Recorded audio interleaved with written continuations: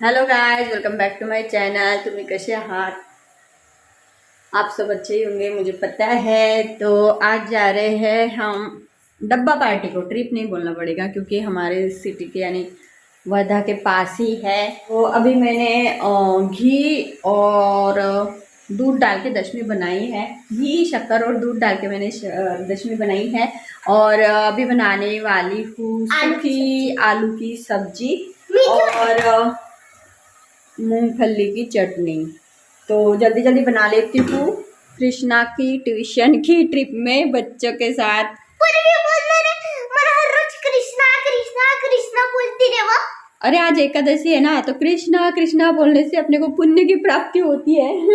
जल्दी जल्दी कर लेती हूँ। अभी तो मैं पूर्वी का पानी रखा है, तो पूर्वी को अच्छे से उसके बाल धो देती हूँ क्योंकि मैंने उसके बालों को तेल लगाया था।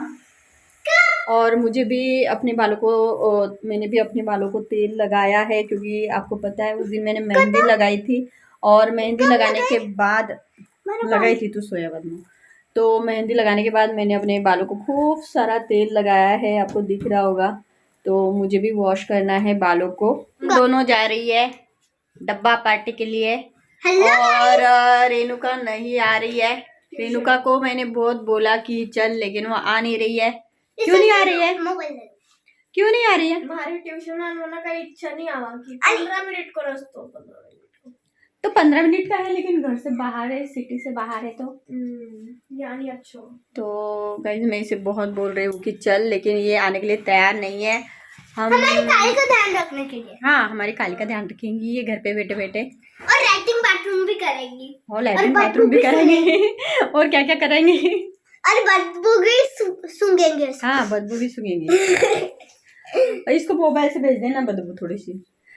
यहाँ पर मैंने अपने हस्बैंड को बोला था कि हम जाने वाले हैं, तो उन्होंने बोला कि ये तो अपने गांव के नज़दीकी है, 16-17 किलोमीटर, तो मैं ही आपको छोड़ दूंगा और फिर लेने के लिए भी आ जाऊंगा। तो मैंने बोला कोई बात नहीं। और जो बाकी के ट्यूशन के बच्चे और जो मैम है जो पूर्वी को पढ़ाती है, वो सभी बस के अंदर आने वाले हैं। तो जैसे ही मुझे मैम का फ़ोन आया कि हम निकल गए हैं, तो मैंने हस्बैंड को फ़ोन लगाया और बुला लिया और अब जा रहे हैं। वैसे तो मैं खुद ही बोल रही थी कि मैं चले जाऊंगी स्कूटी से, लेकिन हस्बैंड बोल रहे थे नहीं, हाईवे होता है और हाईवे पे मुझे डर लगता है इतने दूर भेजने के लिए, तो मैं ही छोड़ देता हूँ। तो जाते जाते एक मंदिर था हनुमान जी का, तो बस वहाँ हम दर्शन के लिए रुक गए थे। तो गाइस यहाँ पर रास्ते में मंदिर में हम आए हैं।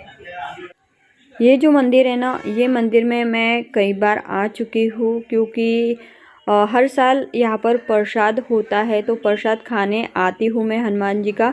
तो देखो कितनी सारी यहाँ पर घंटियाँ लगी हुई है, मुझे लगता है हज़ारों घंटियाँ तो होगी ही होगी।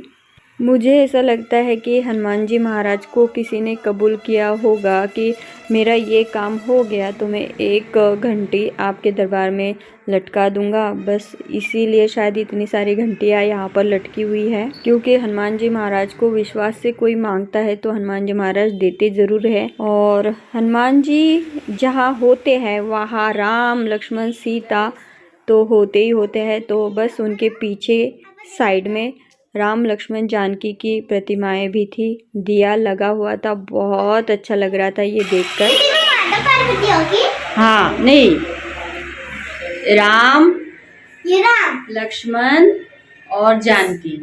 सीता जानकी बोले तो सीता, म्हणजे जानकीनच सीता बोलो, बिकॉज नाम जानकी। तर गाइस इथे बघा राम लक्ष्मण आणि सीताच्या मूर्त्या आहेत। नहीं, राम लक्ष्मण जानकी। हाँ चल। ये जो मंदिर है ना, ये रोड पर है, इस कारण यहाँ पर बहुत सारे लोग जो हनुमान जी को मानते हैं वो यहाँ पर आते रहते हैं। है ना, हनुमान जी के ठीक सामने एक छोटा सा मंदिर है और ये है पीपल का पेड़, और पीपल के पेड़ के नीचे रखे हुए हैं पंचायत यानी गणपति बप्पा, पार्वती माता, नागदेव, महादेव और नंदी पंचायत बैठी हुई थी, तो मैंने यहाँ पर भी हाथ जोड़ लिए।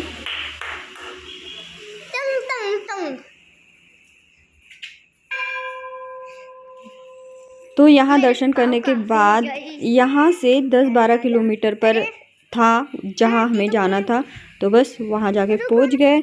और ये रहा एंट्री द्वार, ये ही है जो हम दावा पार्टी करने के लिए आए हैं ना, वो यही जगह है। ये जगह गांव के बाहर होने से बहुत ही सुंदर दिखती है। और अब हम जाएंगे अंदर, तो अंदर भी मुझे ऐसा लगता अच्छा ही होगा। और जब हम यहाँ पर पहुँचे थे ना, तो सभी जो बच्चे थे ट्यूशन के यहाँ पर पहुँच चुके थे, तो सभी यानी आ गए थे ट्यूशन के बच्चे, और जो मैम है वो भी आ गई थी। तो यहाँ पर देखो इस तरह है, गांव के बाहर होने की वजह से तो बहुत ही अच्छा लगता है, और ऐसा माहौल सिटी में नहीं देखने के लिए मिलता है। तो ये देखो कितना बड़ा ग्राउंड है यहाँ पर बच्चों को खेलने के लिए। तो जैसे ही बच्चे यहाँ पर आए ना, तो अपना खेलना शुरू हो गया था उनका। और ये रहा मंदिर, हम मंदिर के दर्शन करने के लिए भी जाएंगे और देखेंगे अंदर कौन से भगवान हैं। लेकिन थोड़ी देर यहाँ पर बच्चों को खेलने देंगे, क्योंकि बच्चे आए हैं तो खेले बिना नहीं रहने वाले हैं। तो थोड़ी देर खेलेंगे और फिर दर्शन के लिए जाएंगे। एक तरफ बच्चे खेल रहे थे और एक तरफ गोरक्षण था, और बहुत सारी गैया थी, तो मुझे देखकर तो बहुत अच्छा लगा। और जैसे ही मैंने कैमरा उनके पास ले गई ना, तो सभी कैमरा के पास देख रही थी। मुझे तो ऐसा लग रहा था कि उन्हें भी वीडियो शूट कराने में इंटरेस्ट आ रहा था। तो हमने यहाँ पर पूरा सामान रख दिया है और हम जा रहे हैं अंदर दर्शन को, मंदिर के अंदर।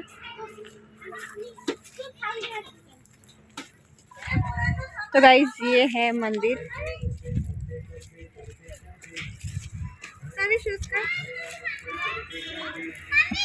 तो हम देखने वाले हैं कि मंदिर के अंदर कौन से भगवान है, क्योंकि मैं फर्स्ट टाइम आई हूँ, तो मुझे है कि मंदिर के अंदर कौन से भगवान होंगे। और यहाँ पर ना गाना लगा हुआ था देवी का, तो मैंने आवाज़ म्यूट कर दिया था, क्योंकि कॉपीराइट तो आता ही है, भगवान के गानों पर भी कॉपीराइट आता है। तो ऐसी कोई बात नहीं कि भगवान के गानों पे कॉपीराइट नहीं आता है, तो मैंने म्यूट कर दिया था। और ये रहे, मुझे लगता है ये है शनिदेव, और यहाँ पर है टर्टल, और ये है, मुझे लगता है ये कार्तिकेय है, महादेव के पुत्र, जिनको साउथ में पूजा जाता है ज़्यादातर। तो देखो यहाँ से कुछ ऐसे दिख रहा है, और बच्चे भी काफ़ी शोर कर रहे थे। तो यहाँ पर बहुत सारे भगवान हैं, बहुत सारे भगवान की मूर्तियाँ रखी हुई हैं। ये देखो हनुमान जी महाराज यहाँ पर है। और हम जाएंगे सीधे संत, मुझे लगता है ये संत है, और संत के दर्शन करने के लिए ही यहाँ पर सभी आते हैं। और ये जो संत है ना, इनका नाम है कृष्णगिरी जी महाराज। तो ये जो जगह है ना, इसे भी कृष्णगिरी की जगह बोलते हैं, कृष्णगिरी धाम। तो इन्हीं संत के नाम से इस जगह का नाम पड़ गया, मुझे ऐसा लगता है। तो ये है कृष्णगिरी महाराज। तो इधर के साइड में बहुत सारे भगवान हैं, बहुत यानी सभी भगवान, मुझे लगता है सभी भगवान यहाँ पर है, छोटे छोटे मंदिरों के अंदर बनाकर उन्हें स्थापित किया हुआ है। ये है शेगांव के गजानन महाराज, ये है शिरडी के साईं बाबा, और इधर सीधे दिख रहे हैं हनुमान जी महाराज। और मुझे यहाँ पर सबसे अच्छा जो क्या लगा बताओ, ये जो मूर्ति थी ना, ये जो प्रतिमा थी, मुझे बहुत अच्छी लगी। यानी बेल थे, बेल बोले तो नंदी महाराज थे, नंदी महाराज के ऊपर महादेव, पार्वती माता और अपने गणेश जी बैठे हुए थे। तो बहुत सुंदर लग रहा था ये वाला।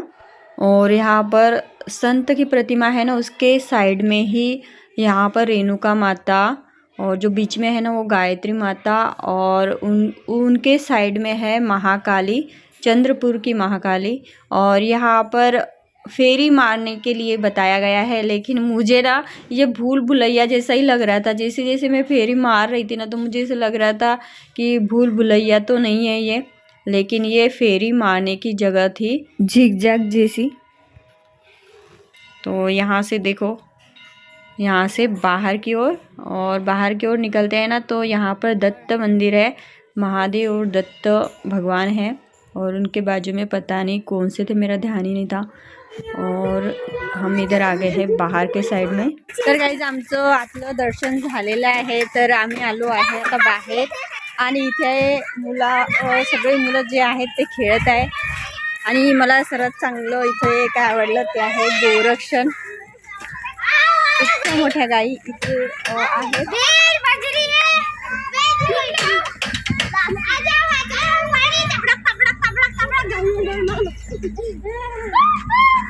कृष्णा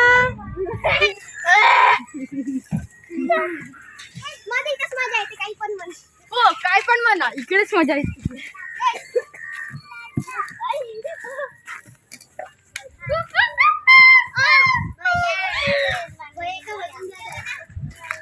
गाईज खूप छान जागा आहे ही। वर्ध्यापासून 16-17 किलोमीटरवर आहे असं मला वाटतं, नक्की नाही माहित। अरे हलवलंच नाही का? मैं भी इसमें झूल रही हूँ, है ना? जाना है तुझे खेलने के लिए उधर? हाँ।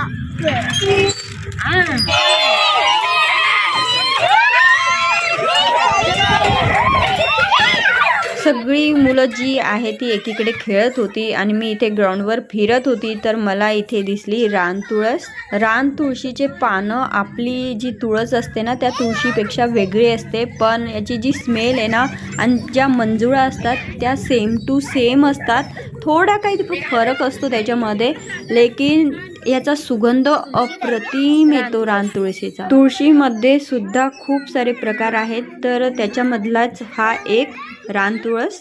2 घंटे लगातार खेलने के बाद बच्चों को काफ़ी भूख लग गई थी, तो यहाँ पर अच्छी सी जगह देखकर चटाई वगैरह डाल दी और बच्चों ने अपने अपने टिफ़िन खोल के डब्बा पार्टी शुरू कर दी। मैंने टिफ़िन के अंदर लाई थी मूंगफली की चटनी, आलू की चटनी, आलू की सब्जी। आलू की जो सूखी सब्जी होती है ना उसे चटनी बोलते हैं यहाँ पर महाराष्ट्र में। तो आलू की सब्जी लाई थी मैंने, और लाई थी दशमी, जो आपको पता है मैं बनाती हूँ घी, शक्कर और दूध डाल के। तो यहाँ पर मैं खाना खा रही थी तो मुझे कुछ कौवे दिखे, तो मैंने पूर्वी को बोला कि जा वो कौवे को रोटी देकर आ। तो वो काफ़ी डर रही थी, फिर मैंने उसे बोला डरने की कोई बात नहीं, कौवे कुछ भी नहीं करते हैं। तो ये यहाँ पर बैठे हुए थे कौवे और पूर्वी के हाथ में थी रोटी। तो पूर्वी डर रही थी और उसने वहाँ रख दी, और जैसे ही रखे ना वैसे कौवे उड़कर आए और उन्होंने रोटी खा ली। एक सबसे बड़ी बात बताऊँ क्या आपको, कि हम जहाँ रहते हैं ना सिटी के अंदर, वहाँ हमें एक भी कौवा नहीं दिखता है। तो यहाँ पर कौवे देख के हमें बहुत अच्छा लगा और पूर्वी को भी काफ़ी मज़ा आ रहा था कौवे को रोटी देकर। और मेरे टिफ़िन में से कुछ रोटी बच गई थी, तो मैंने सोचा मैं भी थोड़ी सी रोटी कौवे के लिए रख देती हूँ।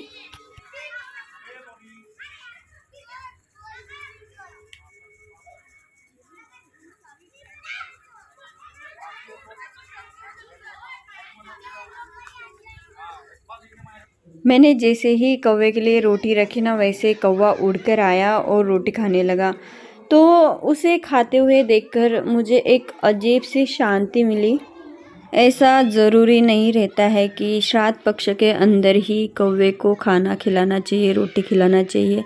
ऐसे भी कभी कहीं मिल जाए ना कौवा तो उसे खिला देना चाहिए। कौवा ही नहीं, कोई भी पशु पक्षी अगर मिल जाए और आपके पास कुछ खाने के लिए हो ना तो ज़रूर देना चाहिए। ऐसा करने से जो शांति मिलती है ना वो कहीं पर भी नहीं मिलेगी। खाना खाने के बाद भी बच्चे बहुत देर तक खेल रहे थे और फिर आई बारी घर पे जाने की, तो मैंने हस्बैंड को फ़ोन लगा दिया था कि अब लेने के लिए आ जाओ। तो गाइज़ आपको मेरे व्लॉग्स कैसे लगते हैं मुझे ज़रूर कमेंट में लिखे। अच्छे लगे हो तो मुझे लाइक करना, शेयर करना और सब्सक्राइब करना। मिलूँगी अगले व्लॉग के साथ, तब तक के लिए बाय बाय। जय श्री कृष्णा।